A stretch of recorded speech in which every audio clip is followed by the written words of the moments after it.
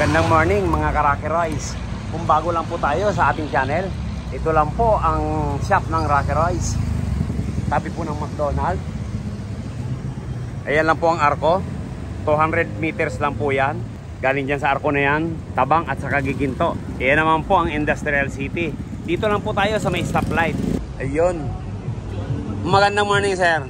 Mukhang maraming maraming sticker. Saan tayo galing yan?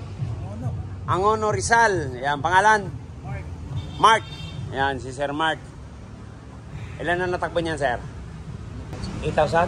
Ah, okay. Ayan, medyo tumawag nga si sir. Hindi ko nasagot kanina. Medyo maraming obligasyon sa bahay. Tinapos ko muna. Ayan. I-airconan din po natin yung likod nito. Kasi kawawa naman yung sakay pag walang aircon sa likod. Yun. Ayan, ano pa lang po yan, alas 7 pa lang, puno na tayo. Kaya lang iiwan po to ni sir. Bali 3 days namin ang gagawin to. Kasi hindi po namin kaya yan ng isang araw.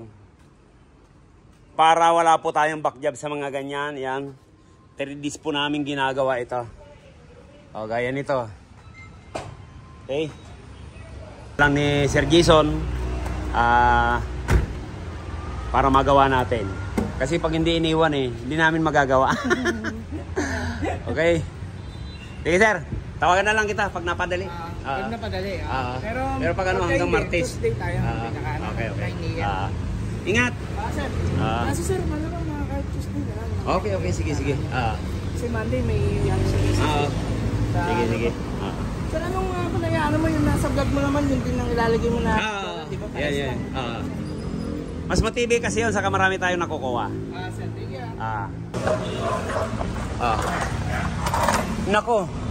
Sir, bakit naka-welding? Nagkakabit din po kami nito, sir, pero puro nakatornilyo yan. Pag nagka-diferensya, paano na? Papakita ko lang yung diskarte.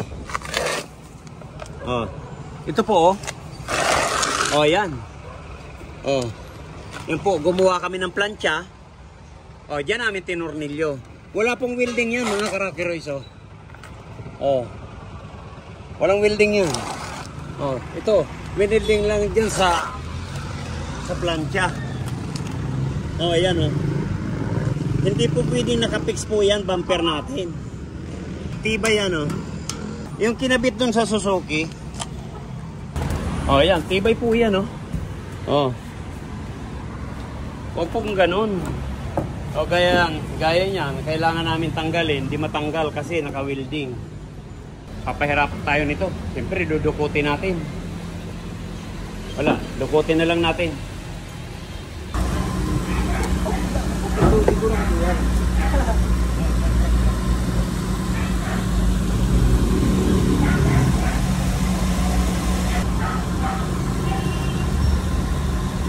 $28. Ayan, 140 lang. Say. Ayan po. Naglagay kami ng angle bar. Ayan. Ayan, tornilyo. Wala pong welding dito. Kasi, pag mga ganon, hindi ako papayag na naka-welding. Mga kami lang po ang gumawa nito.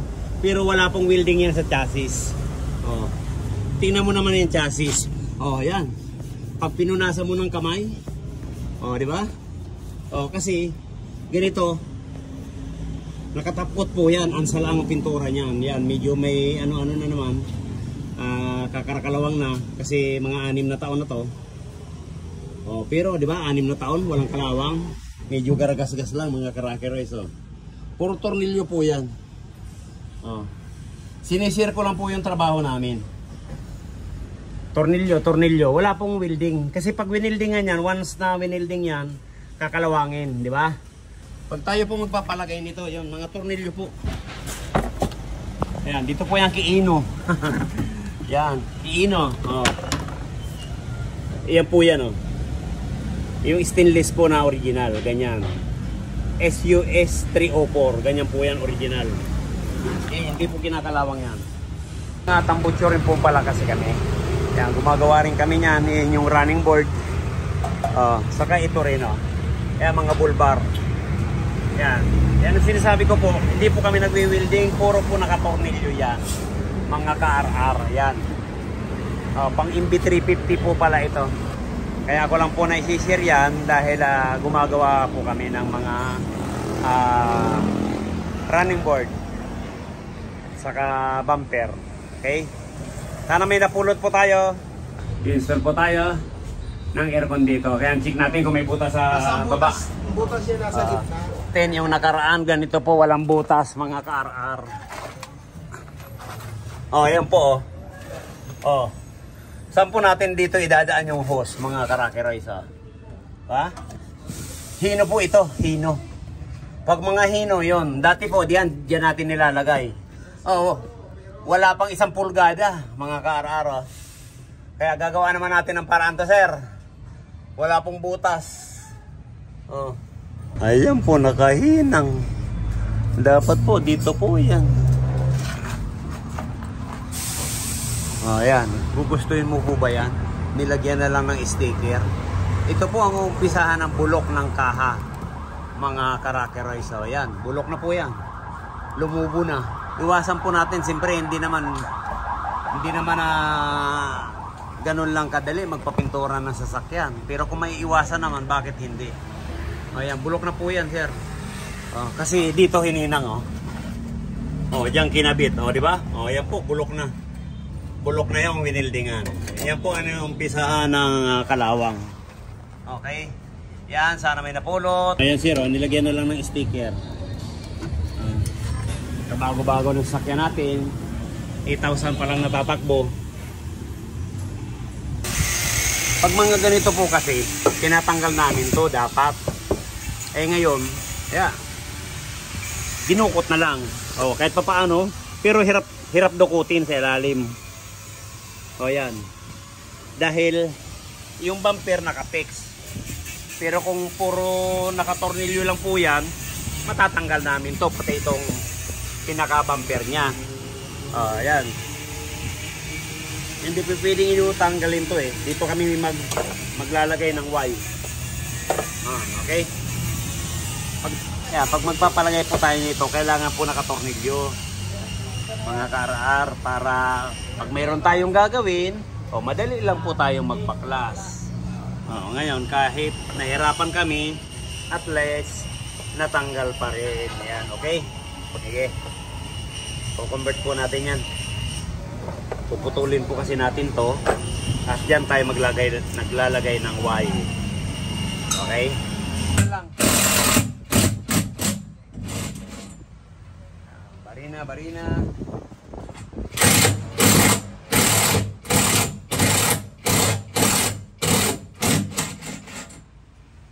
Ayan, ito na naman po yung convert natin.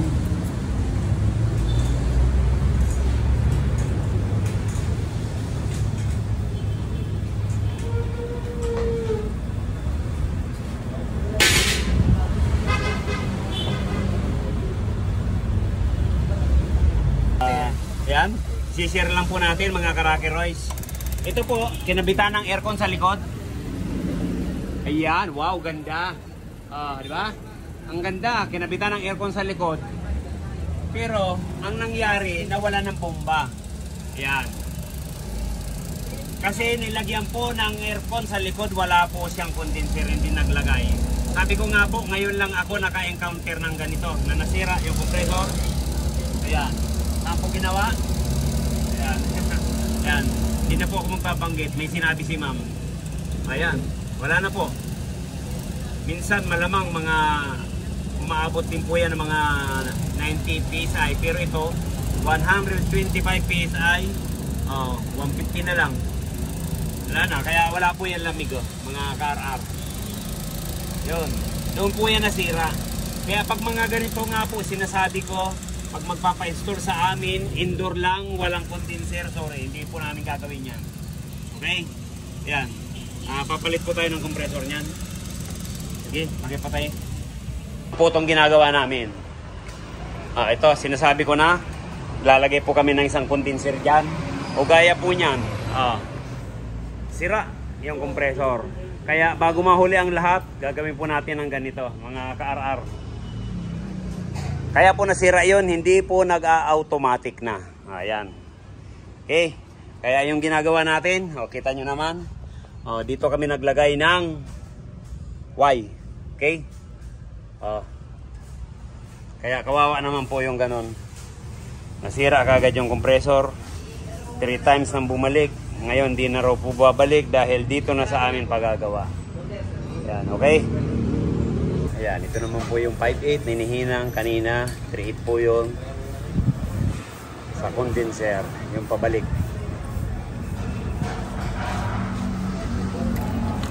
Okay. Ayan, ligtis po tayo. Ayan, buo na natin. Ayan, obserbahan natin to hanggang Lunes. Ayan, Sabado po ngayon. Sir, naligtis na namin. Sir Jason ng Angono Rizal. Ayan, ito na po yung in-install natin. Ito na po yung kinabit namin. Check pa natin sa ilalim. Ayun, yan na rin. Pag hindi po bumaba, ayan, Lunes. Ayan, kakarga na namin to. Okay. Ayan, ito na po. Suzuki Carry, ayan. Niligtis po natin nung Sabado pa. Ayan, wala lang galaw. Ayan, vacuumin naman natin, tapos mag-electrical na po tayo. Kaya ganun po katagal, 3 days namin ginagawa to dahil habang inobserbahan sa ligtis, ayan, electrical naman ang gagawin. Okay? Ayan sir, na-install na natin.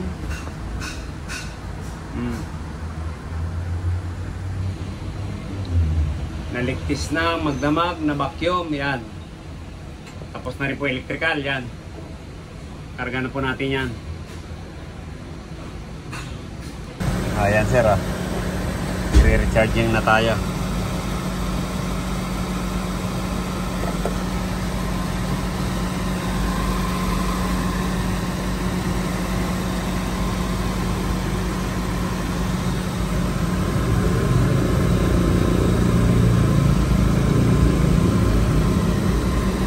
Ayan. Pang kinakargahan. Ayan, obserbahan natin. Ayan po yung kinonvert natin, mga karakeroy.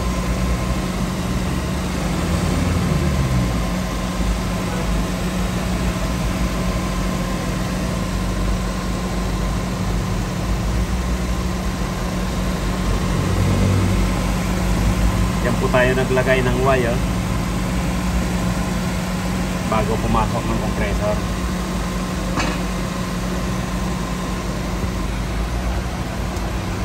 Ano yung mga cracker-oils. Ayan, ito na po yung install natin na condenser. Yung hangin, no? Iba yung karton. Yan, ganun po siya kalakas.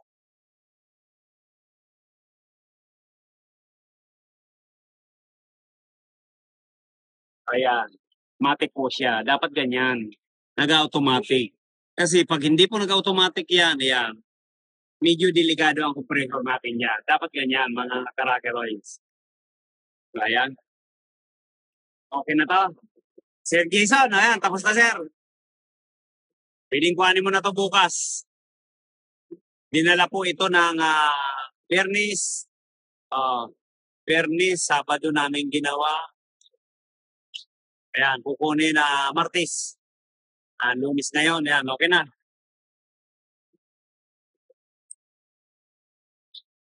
Hindi po kami gumagawa nito na walang condenser. Pag halimbawa, magpapagawa tayo, walang condenser, hindi po kami gagawa. Hindi ko po gagawin yan. Mas safety po ang compressor natin pag may condenser. Yan, ganun po yan. Meron kaming gagawin. Nagkabit ng ganito. Yan, sira ng compressor. Vlog ko rin po yun para makita natin ang mga cracker-oils natin. Para mayroon tayong idea. Ayan, matik na naman. Dapat po ganyan, namamahinga ang compressor. Ayan, okay? Po rito, sa pinto. Ayan, lamig. Mga karakeroys, ha. Ayan, okay na.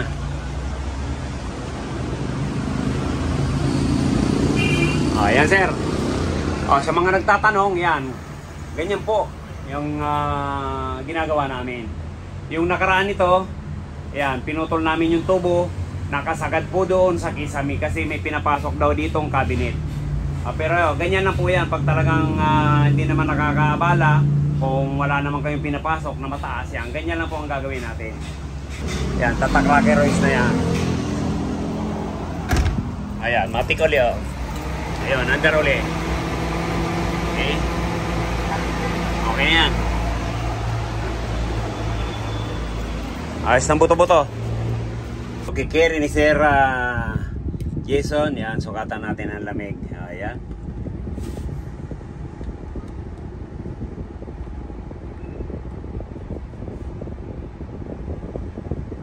Sukatan natin kung ilan. Tapos sukatan din natin doon sa likod.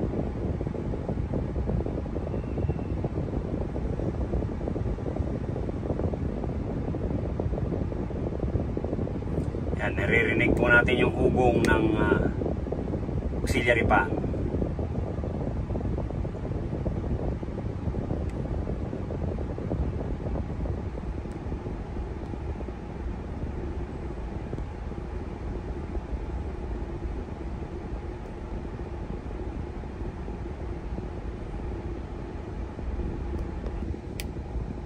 Wala, zero lang. Automatic. Ayun, under uli.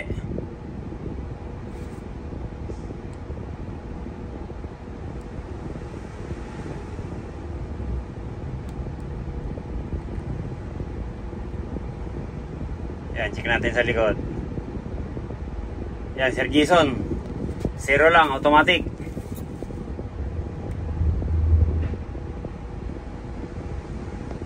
Yan, dito naman. Check naman natin yung likod.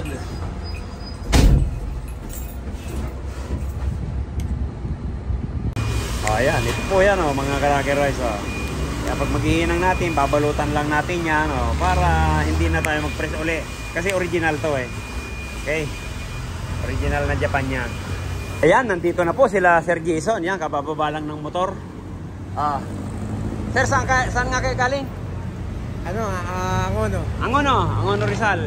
Yan, iniwan lang po 3 days. Yan, ngayon lang binalikan ni Sir Jason.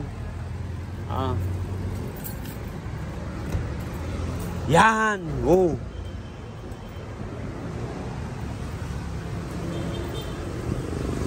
Nakano lang yan, sir? Yan, number 1 lang.